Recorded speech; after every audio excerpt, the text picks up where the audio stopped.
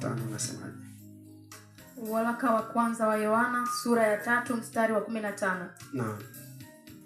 Tasoma kwa msaada wa Yesu Kristo. Naam. Bwana na Mwokozi wetu. Neno la Mungu linasema. Mstari wa 15. Naam.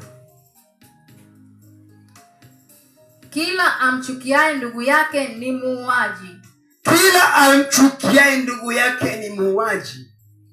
Nanyi mnajua ya kuwa kila muuaji hana uzima wa milele. Nanyi wajua kila muuaji hana uzima wa milele ukikaa ndani yake. Ukikaa ndani yake. Amen.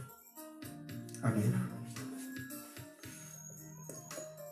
Kila mchukiaye ndugu yake, huyo ni muuaji.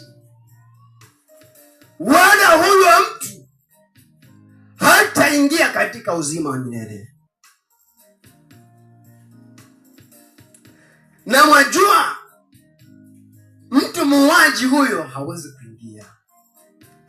Unapoomba, kama unamchukia ndugu yako leo, piga magoti, omba rehema, toba na msamaha. Kwanza uombe dhambi ya kuua.